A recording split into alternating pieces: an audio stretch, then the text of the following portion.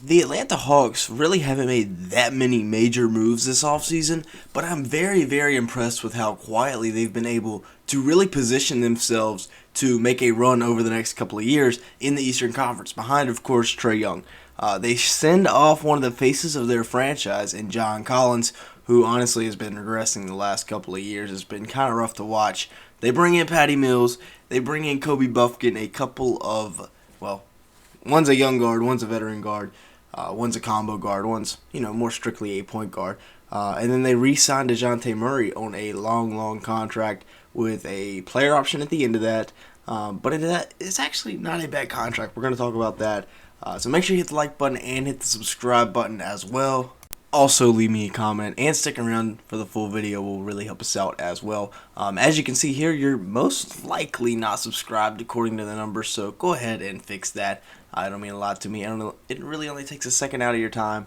Now, speaking of loyalty, we're going to talk about Dejounte Murray. All about the loyalty, baby. 4 years, $120 million.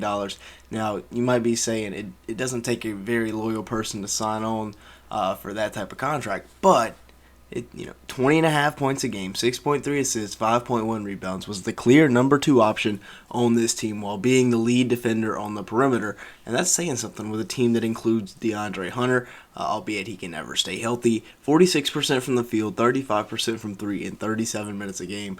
Dude was out there for a while, I'm not going to lie. But Dejounte Murray's a guy that, for $120 million over 4 years, he also averaged 1.5 steals, like we talked about, elite defender.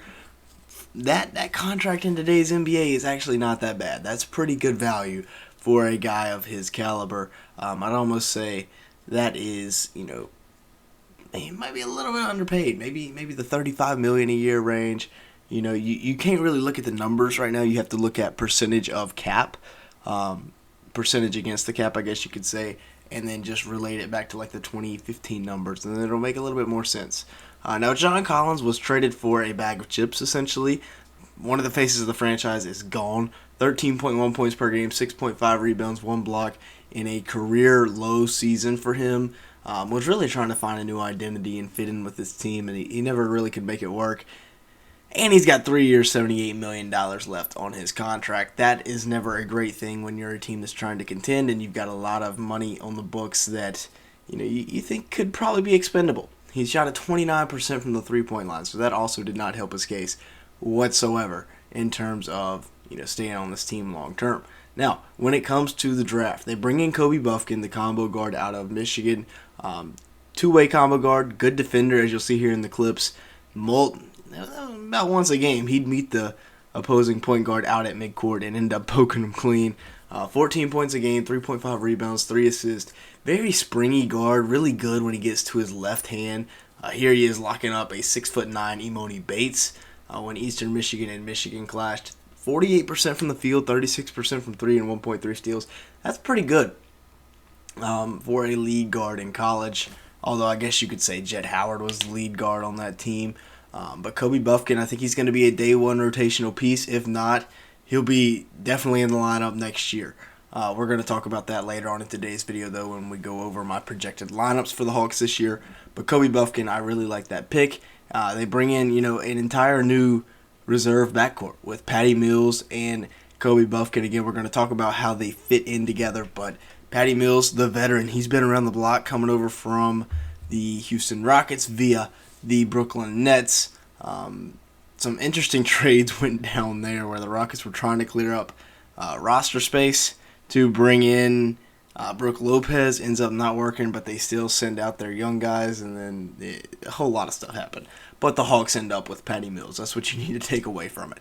Now, the young wings that I think could be X factors this year for the Hawks are their previous 2 first-round picks, with A.J. Griffin, who averaged 9 points, 2.1 rebounds, and 1 assist. I will say A.J. is one of my favorite players in the NBA. 47% from the field, 39% from 3 in 19 minutes per game.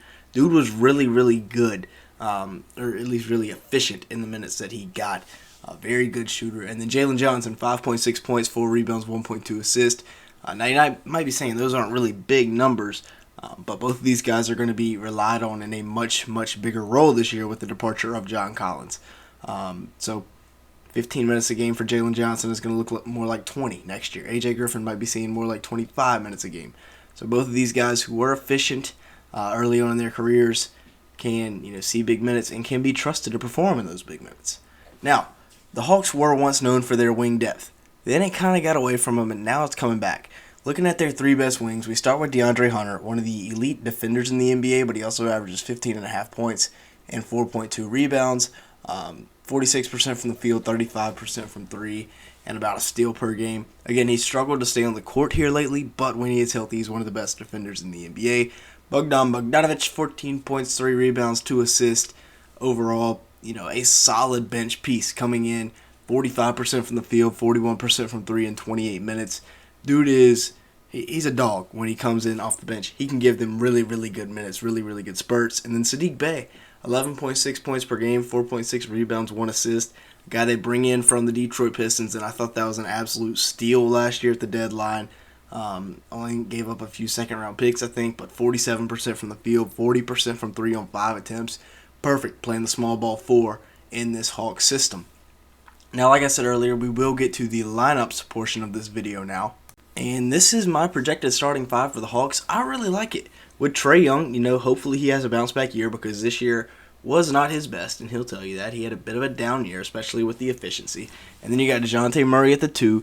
It's really almost running back the same starting 5 from last year, except, maybe DeAndre Hunter can be a little bit more healthy. They bring in Saddiq Bey to play that small ball 4. I think he's going to fit in a lot better than John Collins did. I mean, you're talking about a guy that can shoot it 40% from 3 on 5 attempts per game versus a guy in John Collins that shot at 29% in like 3 attempts per game.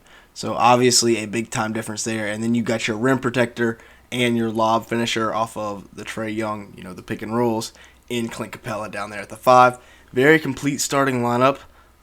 Very defined role for everyone, and I think that will work out very well. That's usually where you see, it's not always the best team that wins the championship. It's the team with everybody's balled in, everybody knows their role, and plays it to the best of their ability. And then looking at the bench, you bring in the veteran backup point guard in Patty Mills. I feel like that's something they've been missing here for the past couple of years, is that veteran presence off the bench, veteran point guard off the bench. Patty Mills brings that. And then we talked about the 2 young guys in A.J. Griffin and Jalen Johnson, former Blue Devils, and I'm expecting to have a big-time year this year. Bogdanovic as the 6th man. I expect him to continue his steady presence off the bench, 14, 15 a game on 45% from the field, 40% from 3, really good efficiency. And then Onyeka Okongwu, I'm expecting him to have a big time, a guy that I didn't talk about as a breakout player, but I think Onyeka Okongwu, Jalen Johnson, A.J. Griffin, all in the absence of guys like John Collins on the way out. I think absorbing those minutes, those guys are going to take big-time leaps. And then I feel like at some point in the year, Kobe Buffkin will be inserted into the lineup. Maybe A.J. Griffin doesn't perform well. He takes his spot.